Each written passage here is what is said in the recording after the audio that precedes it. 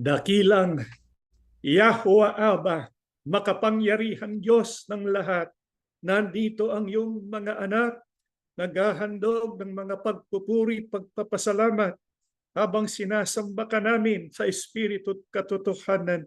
Salamat ng marami na mamalaging taglay ang buhay at lakas, taglay ang pananalig sa iyo. Palibhasa, ikaw po nananatiling tapat sa iyong mga pangako. Dahil dito kahit man kami nagkukulang at nagkakasala, nandito pa kami. Pinagtsatsagaan mo, Ama. Salamat ng marami. Dama namin ng iyong pagmamahal. Dama namin ng iyong pagkukupkop. Araw-araw ang lahat ng aming pangangailangan at inililigtas sa lahat ng kapahamakan. Purihin ka, Ama. Sinasamba ka namin ngayon. Ang amin pong pakisuyo, pakipatawad na lang lahat po ng aming kasalanan, ang aming mga pagkukulang. Akitin po kami sa tunay na pagbabagong buhay, tunay na pagsisisi, para po lalong madama namin ang iyong presensya. Panginoong Yahushua, ikaw po ng aming tagapagligtas. Salamat sa iyong pagkukupkop. Nandyan ka lang palagi, kapiling at kasama namin. Ikaw ang nagpapalakas ng aming pag-asa, sapagkat dahil sa iyo, dama namin ang banal na Espiritu. Samahan po kami ngayon sa gagawin naming pag-aaral, maging maliwanag ang lahat ng mga salita, ito'y maisakatuparan namin. Ama, pakibasbasan lahat ng iyong mga anak, pakibasbasan ang aming kinabubuhayan, ipagkaloob ang sapat sa aming pangangailangan, makapagbigay din po kami ng abuloy sa iyo. Pakibasbasan ang mga niabulin ng iyong mga anak, magamit po sa nararapat na mga bagay. Kami po'y sumasampalataya, Ama, dininig mo ng aming panalangin sa pangalan po ng aming tagapagligtas na si Yahushua HaMashiach. Amen.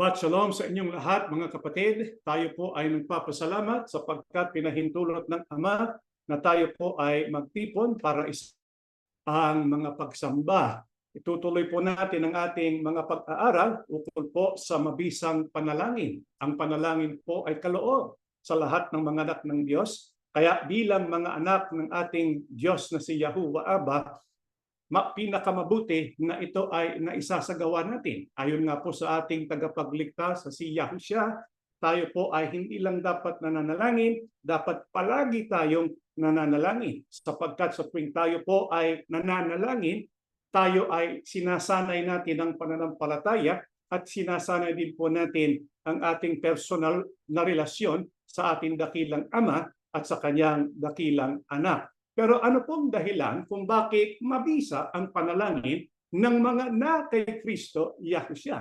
Magsimula po tayo sa ating pag-aaral dito po sa unang Pedro 2:5 at 9. Tulad ng mga batong buhay, maging bahagi kayo ng isang templong espiritual bilang mga saserdoteng itinalaga para sa Diyos. Mag-alay kayo sa Diyos sa mga handog na espiritual na kalugod-lugod sa Kanya sa pamamagitan ni Yahushua Kristo. Ngunit kayo ay isang lahing pinili, mga maharlikang saserdote, isang bansang hinirang, bayang pag-aari ng Diyos, pinili upang magpahayag ng mga kahangahangang ginawa niya. Siya ang tumawag sa inyo mula sa kadiliman patungo sa kanyang kahangahangang kaliwanagan. Ano po ang dahilan kung bakit ang ating mga panalangin sa pamamagitan po ng ating Panginoong Yahushua Kristo ay totoong mabisa? Ang binasa po natin ay ang pagtuturing ng Panginoong Yahushua at ng Panginoong Yahuwah ukol po sa ating karapatan. Napansin po ninyo, tayo na mga lumapit at sumampalataya sa Panginoong Yahushua, tayo po'y tinulad sa isang batong buhay. Tayo po ay isang espiritual na templo. Ano rin ang karapatan na pinagkaloob sa atin? Ang sabi, tayo po'y ginawang mga saserdote na tinalaga para sa Diyos. Kaya nga, ang sabi ni Apostol Pedro, kayo'y lahing pinili, mga maharlikang saserdote. Kaya lahat tayo, mga tinawag kay Yahushua Kristo, meron po tayong karapatan bilang isang saserdote. Bilang saserdote, ano pong inaasahan sa atin? Ang sabi, kinakailangan tayo ay magpahayag ng mga kahanga-hanga na ginawa ng ating Panginoong Yahuwah. Kaya bilang saserdote, tungkulin natin ibalita yung magandang balita. Dapat sabihin natin sa lahat ng tao, sa lahat ng pagkakataon, ang paraan para ang tao ay magkamit ng kaligtasan sa pamamagitan ng kanyang mga kahangahangang mga ginawa. Pero bilang saserdote, kasi pag naisip natin saserdote, naiisip natin yung Old Testament. Sa Old Testament, meron po silang mga iniaalay, mga baka, di ba? Mga bagay na sinusunog. Pagka ganoon, sila po ay isang lingkod. Lingkod sila para sa kanilang kapwa Israelita. Tayo po, bilang mga saserdote, lingkod din tayo. Huwag natin isipin, dahil tayo po ay kay Kristo Yahushua, hindi na po tayo lingkod. Hindi. Lalo tayong naging lingkod. Kaya nga ang pagtuturing sa atin, saserdote, tungkulin natin na paglingkuran ng ating kapwa, na salitain, ipahayag ang ebanghelyo. Pero meron pang isang tungkulin, ang isang saserdote. Napansin po ninyo, yung sinabi ni Apostol Pedro, ang sabi niya, tayo po ay tinalaga para kanino? Sa Diyos. Bakit? Para mag-alay tayo sa Diyos ng mga handog na espiritual na kalugod-lugod sa pamamagitan ni Yahushua Kristo. Si Yahushua Kristo kasi ang high priest, pangulong saserdote. Tayo po, mga saserdote na kinakatulong niya. Kaya dapat nag-aalay tayo ng mga handog na espiritual na kalugod-lugod. Ano po ang isa sa tinuturing na mga handog na espiritual na dapat natin inihahandog ng kalugod-lugod sa Diyos? Dito po sa Efeso 6, ang talatay 18 na magsipanalangin kayo sa Espiritu ng lahat ng panalangin at daing sa buong panahon at mga puyat sa buong katsagaan at daing na patungkol sa lahat ng mga banal. Ayon po sa ating binasa, ang isang espiritual na maaari po natin ihandog o ihain sa Diyos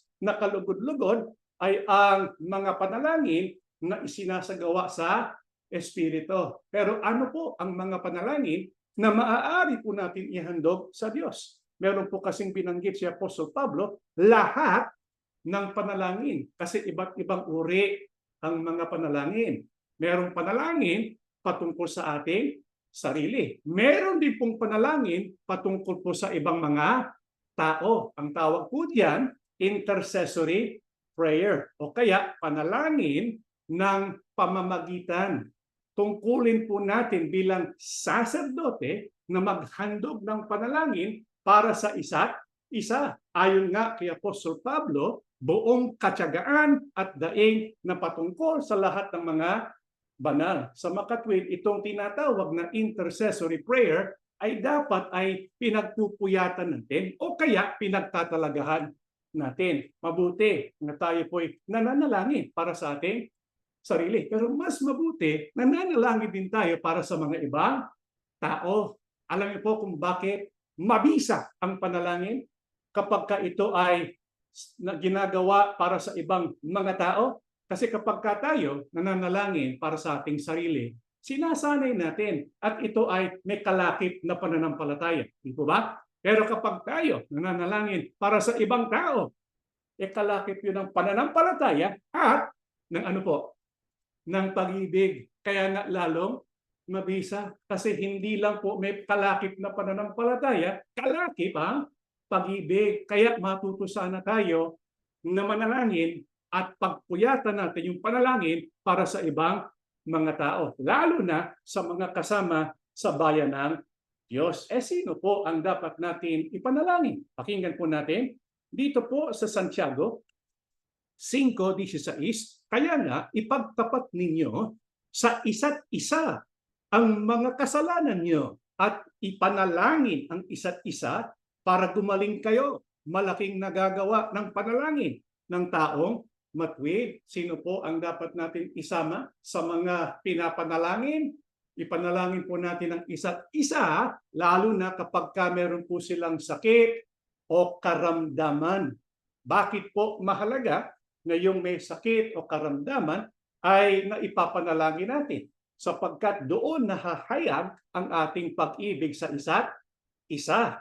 Kaya kapag tayo po nananalangin at nananalangin tayo patungkol sa ibang mga tao, nasasanay din yung ating relasyon sa ating mga kapatid sa loob ng Assembly of Yahushua. Kaya pagsasanay yun sa pag-ibig sa Diyos, pagsasanay sa pananampalataya at pagsasanay sa pag-iibigang magkakapatid para po lalong maging mabisa ang panalangin natin sa isa't isa. Ano ang dapat din natin gawin? Ang sabi, ipagtapat ninyo sa isa't isa ang mga kasalanan. Hindi po ibig sabihin magkukumpisal tayo sa isa't isa. Ang kahulugan lang, kinakailangan ay ayusin natin yung relasyon natin sa isa't isa. Kung kailangan pong mag-reconcile po tayo. Sapagkat yun pong ating magandang samahan sa isa't isa, yun po ay nagdudulot ng mabisang makapangyarihang panalangin. Malaki ang nagagawa ng panalangin ng taong matuwid. Bukod po sa mga kapatid natin o kaya sa mga taong may sakit, sino pa ang dapat natin ilapit sa Diyos sa pamamagitan ng panalangin? Pakinggan po natin dito po sa Gawa 12:4-5. Pagkadakip kay Pedro, siya'y ikinulong at pinabantayan sa 4 na pangkat ng tig-4 na kawal. Ang balak ni Herodes ay iharap siya sa bayan pagkatapos ng Pasko o Passover. Kaya nananatiling nakabilanggo si Pedro. Subalit, ang iglesia ay taimtim na nananalangin sa Diyos para sa Kanya. Kaya sino pa ang dapat natin isama sa ating mga panalangin? Lahat po ng ating mga kapatid, mga minamahal natin na nasa iba't ibang panganib Halimbawa, nasa lugar ng panganib, siguro nagkaroon ng tornado o kaya ng baha o kaya sa lugar na yun ay inuusig ang mga ibang relihiyon na hindi po nagdadala ng relihiyon ng kanilang bayan, sapagkat yan po ay nangyayari sa maraming lugar sa buong mundo. Kaya kung meron po tayong mga kapatid na sila po ay nasa matinding problema, nasa isang matinding kapighatian, dapat isama natin sila sa ating mga panalangin. Sino po ang isang halimbawa na nagkaroon ng matinding problema? Si Pedro. Sapagkat dahil sa kanyang pangangaral ng Ebanghelyo, ano pong nangyari sa kanya? Siya po ay nadakip ng mga Hudyo, kinulong, at siya'y huhusgahan. Alam natin, ibig sabihin, baka siya'y patayin. Kaya ano pong ginawa ng mga kapatid? Ang sabi, ang iglesia o ang eklesiya ay taimtim na nanalangin sa Diyos para sa Kanya. Ang tawag dyan, intercessory prayer. Isinama sa panalangin yung ibang mga tao na nangangailangan dahil po sila ay nasa matinding problema. Dahil po taimtim ng nalangin ang mga kapatid, kalakip ng pananampalataya at ng pag-ibig, ano pong naging sagot ng Diyos? Tuloy po natin ang pagbasa sa 1 hanggang 8 ng gabi bago iharap ni Herodes si Pedro sa bayan. Natutulog ito sa pagitan ng dalawang kawal. Nakagapos siya ng dalawang tanikala at may mga bantay pa sa harap ng pinto ng bilangguan. Walang ano-ano'y lumitaw ang isang anghel ng Panginoon at nagliwanag sa silid-piitan. Tinapik nito si Pedro at sa taligiran at ginising. Dali, bumangon ka, sabi ng anghel. Nakalag ang mga tanikala sa mga kamay ni Pedro. Magbihis ka't magsuot ng sandalyas, sabi ng anghel, at ganoon nga ang kanyang ginawa. Sinabi pa sa kanya ng anghel, magbalabal ka't sumunod sa akin, dahil po ang eklesiya patungkol po kay Apostol Pedro na binilanggo. Anong naging sagot ng Diyos? Agad po nagpadala ng anghel. Anong ginawa ng anghel? Siya po'y pinalaya. Nakalag ang mga tanikala ng mga kamay ni Pedro. Natin nakagapos, pinakawalan siya.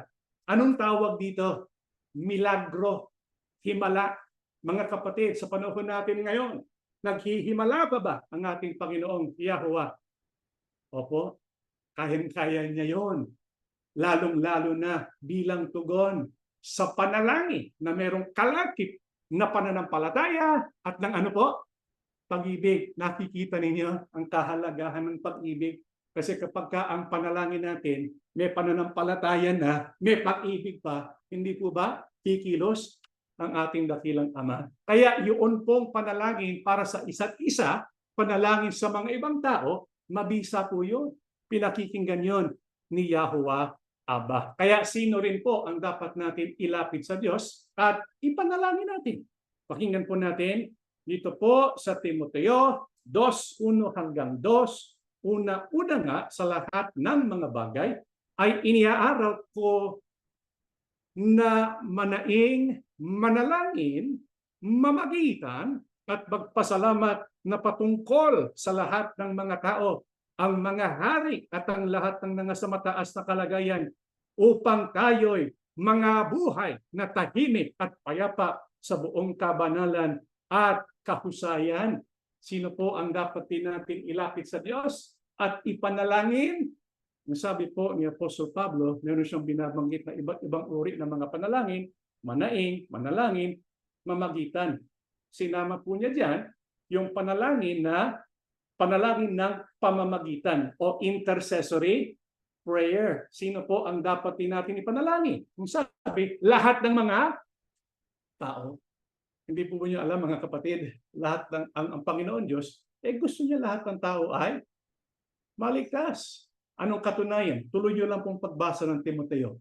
Makikita niyo nakalagay doon ang kalooban ng Ama, lahat ng tao magkamit ng kaligtasan. Bakit? Lahat ng tao nilikha sa image, sa larawan ng Diyos. Kaya mahal niya ang lahat ng tao. Gusto niya lahat ng tao ay maligtas. Kaya bilang isang saserdote, anong dapat natin gawin? Dapat ipanalangin din natin lahat ng tao. Panalangin po natin yung ating kapitbahay.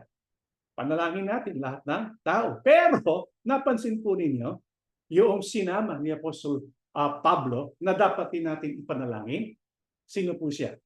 Sabi po rito, dapat din natin panalangin si Marcos, si Duterte, si Trump, o sino ba yun, isa? Si Biden. Ibig sabihin, dapat ipanalangin ang mga hari at ang lahat ng nasa mataas na kalagayan. Yung mga nagpapatakbo ng pamahalaan. Teka muna, hindi ko naman po siya binoto kahit na. Kung siya po'y nandyan sa pwesto, ibig sabihin, pinahintulot ng Ama na siya ay mapwesto. Kung ngayon, ano pong tungkulin natin? Ipanalangin. Kahit hindi po natin binoto. Bakit mahalagang ipanalangin natin? Sapagkat para po magkaroon tayo ng kapayapaan, katahimikan, maisagawa natin ang buong kabanalan at kahusayan ang ginagawa nating paglilingkod. Kaya kung halimbawa, ang binoto ng tao, hindi po yung gusto mo, hindi ba lalong kailangan ng panalangin? Kaya nga, kahit sino, dapat ay ipanalangin natin. Kalooban po ito ng ating Ama. Sino pa ang dapat nating isama sa ating mga panalangin? Pakinggan po natin ang Kolosas 4:2 hanggang 3. Maging matyaga kayo sa pananalangin, laging handa at nagpapasalamat sa Diyos. Idalangin ninyo sa Diyos na bigyan kami ng pagkakataon na maipangaral ang kanyang salita at maipahayag ang hiwaga ni Kristo, ang sanhi ng pagkabilanggo. Kung ngayon, ano po ang dapat din natin isama sa ating panalangin? Lahat po ng mga nangangaral ng Ebanghelyo. Sino sila? Mga Ebanghelista. Yung mga ang pangunahing gampanin ay mangaral. Lahat po tayo kasi tagapangaral. Kaya pwede natin isama ang isa't isa. Dapat ang sabihin natin sa ating panalangin, bigyan po tayo ng pagkakataon para maipangaral ang kanyang mga salita. Sa panahon po kasi natin ngayon, medyo dahil nga po sa pag-uusig, meron tayong mensaheng dala-dala, di ba? Yung mensahe natin napakaganda sapagkat ito galing sa Biblia, yung mensahe ukol sa pananampalataya, yung mensahe tungkol sa pangalan, yung mensahe tungkol sa Sabat, yung mensahe tungkol sa muwidin. Marami tayong magandang dala-dalang mensahe tungkol sa tunay na Ebanghelyo. Pero kapag inihahatid natin ito, agad sinasara yung pinto Halimbawa, may iba nagpapadala ng link para panoorin yung video. Pero anong ginagawa? Hindi naman pinakikinggan. Nagagalit pa nga Kaya dapat isama natin sa panalangin na magkaroon tayo ng pagkakataon ng bukas na pintuan para maipahayag natin ang hiwaga ni Kristo. Huwag po ninyong paniwalaan yung mga nagsasabi kapag hindi sinugo, hindi mauunawaan. Kaya ni Apostol Pablo, manalangin tayo para yung hiwaga na alam na natin maipahayag. Ang hiwagang ito ay patungkol po sa kaligtasan ng Panginoong Yahushua na isasama hindi lang ang mga Hudyo, kundi lahat ng mga tao. Sapagkat ang gusto ng Diyos, lahat ng tao ay maligtas. Kaya dapat panalangin natin na bigyan tayo ng open door, ng pagkakataon para ma-share ang ating pananampalataya. Kaya yun pong panalangin para sa ibang tao mabisa. Sapagkat sinasanay natin ang pananampalataya at ang pag-ibig, lalo na ang pag-ibig natin sa ating kapwa-tao. Pero itong tanong, ano ang isang paraan na itinuro sa atin ng ating Panginoong Yahushua para lalong umunlad ang kakayahan natin sa pagsasanay sa tunay na pag-ibig? Pakinggan po natin ang sinabi po ng ating tagapagligtas, Mateo 5:43-45. Narinig ninyong sinabi, ibigin mo ang iyong kapwa at kamuhian mo ang iyong kaway. Ngunit, ito naman ang sinasabi ko, ibigin ninyo ang inyong mga kaway at ipanalangin ninyo ang mga umuusig sa inyo upang kayo'y maging tunay na mga anak ng iyong Ama na nasa langit, sapagkat pinasisikat niya ang araw sa mabuti, gayon din sa masama, at nagpapaulan siya sa mga matuwid at sa mga di matuwid. Ano po ang pinagagawa sa atin ng ating Panginoon Yahushua? Para lalo pong umunlad yung ating pag-ibig sa isa't isa at ang pag-ibig natin sa ating kapwa. Ang sabi po ng Panginoon Yahushua, matindi. Di ba? Ano po sabi niya? Sabi niya, narinig ninyo, ibigin niyo ang inyong kapwa at kamuhian ninyo ang inyong kaaway. Pero ang sabi niya ngayon sa atin, ibigin ninyo ang inyong kaaway at ipanalangin ninyo ang mga umuusig sa inyo. Mga kapatid, anong pakiramdam po ninyo kapag kayo po ay pinagsasalitaan ng masama? Anong pakiramdam ninyo? Halimbawa, nag-share po kayo ng pananampalataya tapos binabastos kayo. Anong pakiramdam? Masaya po ba kayo? Hindi eh. Anong gustong-gusto niyong gawin? Maghiganti, di po ba? Yun ang gustong-gusto natin gawin. Kaya lang kapag tayo naghihigantihan, hindi pag-ibig ang ating sinasanay, kundi kapuotan. Hindi po yun makakatulong sa ating buhi. Hindi po yun makakatulong sa ating puso. Ang gusto ng ating Panginoon Yahushua, ang maghari, ano po? Pag-ibig. Anong gagawin natin kapag tayo ay binastos? Kapag tayo inalipusta? Kapag tayo inusig? Ang sabi, panalangin po ninyo. Mga kapatid, totoo ito eh. Kung gusto niyo po magkaroon ng pagbabagong damdamin para sa kumakaaway sa inyo, subukan po ninyo. Subukan nyo lang. Kahit hindi pa talaga nasa kalooban nyo, basta subukan nyo lang. May umusig sa inyo, may kumaaway sa inyo, may nangbabaso sa inyo, ipanalangin po ninyo. Yung pangalan niya, Ama. Di ba? Ama, itong taong ito, itong sinabi. Pero dahil nga po utos ng tagapagligtas, pinapanalangin ko, pakibasbasan po siya. Baka maraming nangyayari sa kanyang buhay. Kaya niya nagagawa ito. Baka sa loob-loob niya, siya nahihirapan din. Di ba? Subukan po ninyo. Na ipanalangin yung kaaway niyo at makikita ninyo, bababa ang banal na espiritu. Pabaguhin ang attitude natin. At lalo po tayong magiging dalubhasa doon po sa tinatawag na tunay na pag-ibig. Ano ba yung tunay na pag-ibig? Yung pag-ibig na kayang umibig kahit sa kaaway. Kailangan pagsanayan natin yun eh. Bakit po mahalagang pagsanayan natin yung tunay na pag-ibig kahit na sa kumakaaway sa atin? Sapagkat, ang sabi ng tagapagligtas, upang kayo'y maging tunay na mga anak ng inyong Ama. Kaya kapag sinasanay natin ang ating sarili na umibig kahit po sa mga taong kumakaaway sa atin, tayo po ay nagiging katulad ng ating Ama na si Yahuwah. Kaya dapat ito'y pagtalagahan natin. Alam niyo po kung kailan? Lalong dapat pagtalagahan natin yun pong panalangin na may kalakip na tunay na pag-ibig. Pakinggan po natin. Dito po sa Pedro 4:7 hanggang 8. Ngunit ang wakas ng lahat ng mga bagay ay malapit na.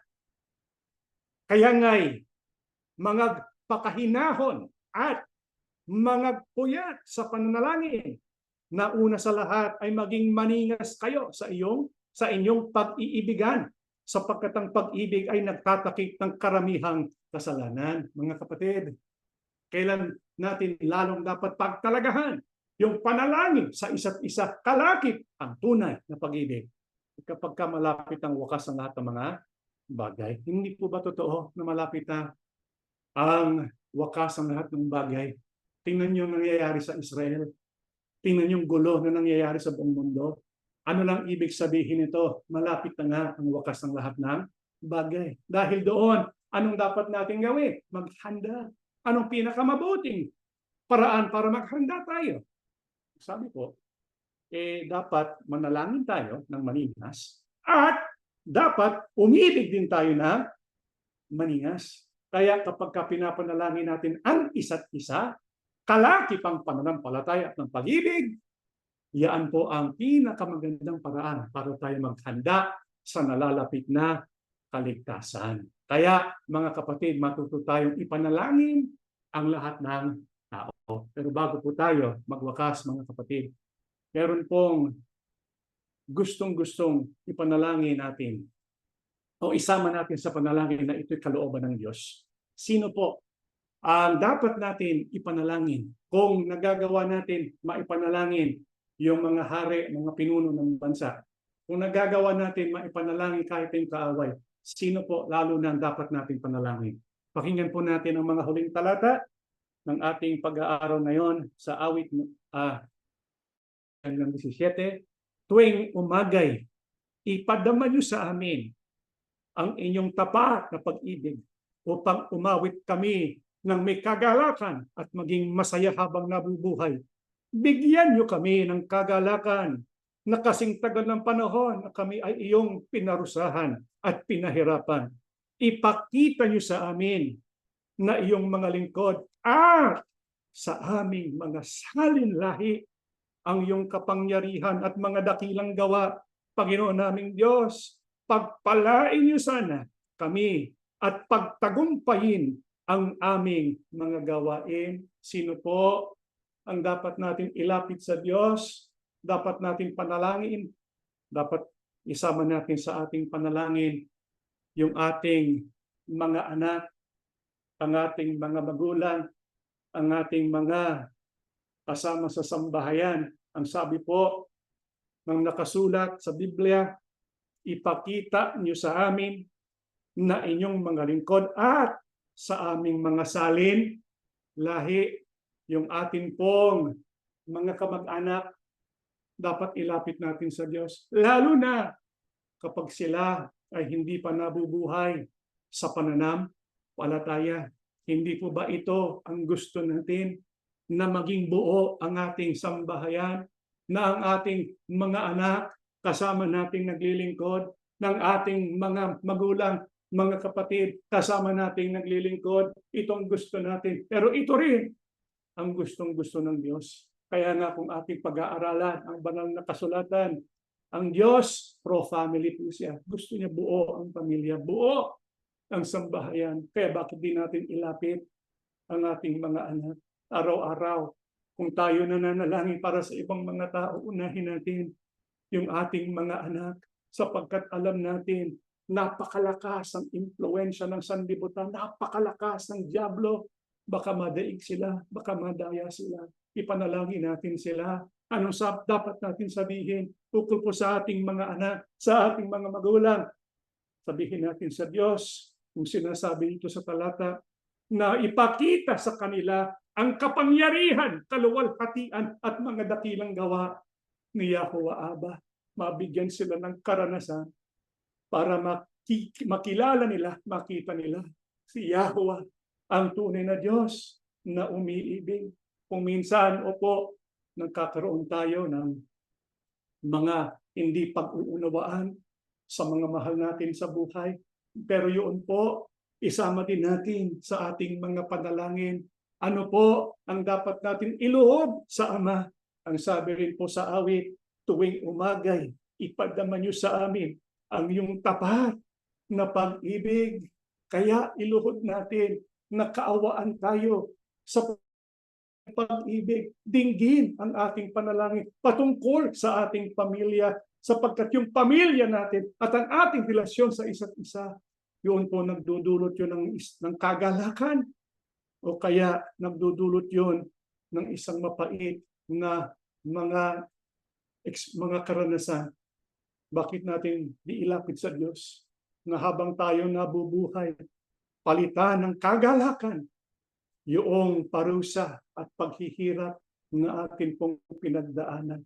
Ito po ay gustong gawin, Ama, dahil kapag nakita niya sa atin yung panalangin na may kalakip na pananampalataya at may kalakip na pag-ibig, pagtatagumpayin niya ang lahat ng ating mga panalangin at lahat ng ating mga gawain.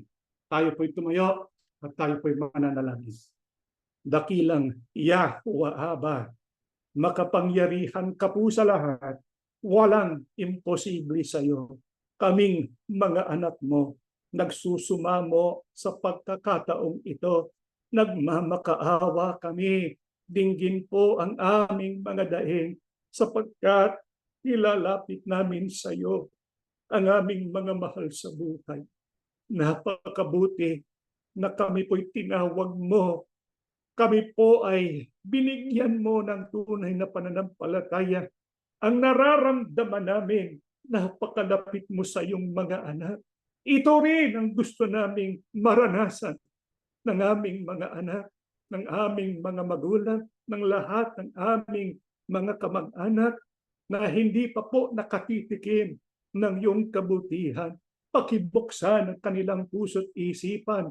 Pakibuksan ang pintuan para makinig sila sa iyong mga salita. Mailapit po ang iyong ebanghelyo para maligtas ang kanilang kaluluwa. Habang may buhay kami, hindi kami titigil sa panalangin. Matagal na po namin itong nilalapit sa iyo. Nagtitiwala kami. Pinakikinggan mo ng aming mga sinasabi. Ama, maawa ka na sa lalong madaling panahon, matikman nila at makita nila ang iyong kapangyarihang gawa at kaluwalhatian. Panginoong Yahushua, kami po'y magalang na lumalapit sa iyo. Pagtiyagaan mo pa kaming mga alipin mo. Kapag nananalangin kami, ikaw sanang maghari sa aming puso. Tinuruan mo kaming umibig kahit sa kaaway.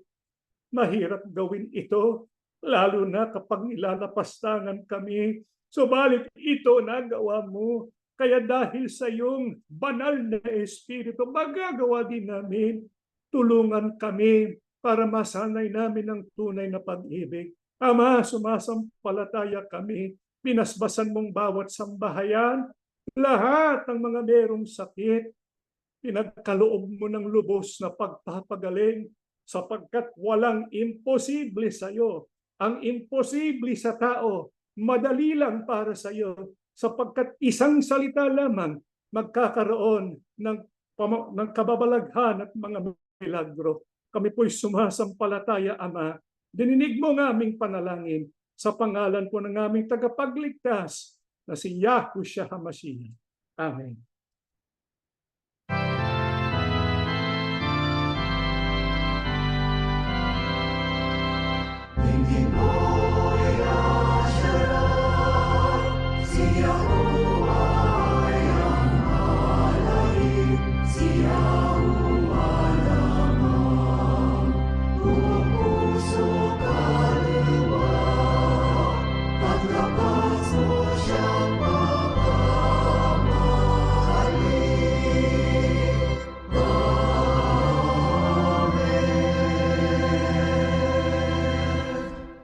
Ang walang malo na pag-ibig at masaganang awa ni Yahweh Abba, ang biyaya at kapangyarihan ni Yahushua HaMashiach, at ang laging pagsama ng banal na Espiritu sumaating lahat ngayon at magpakilanman. Amen.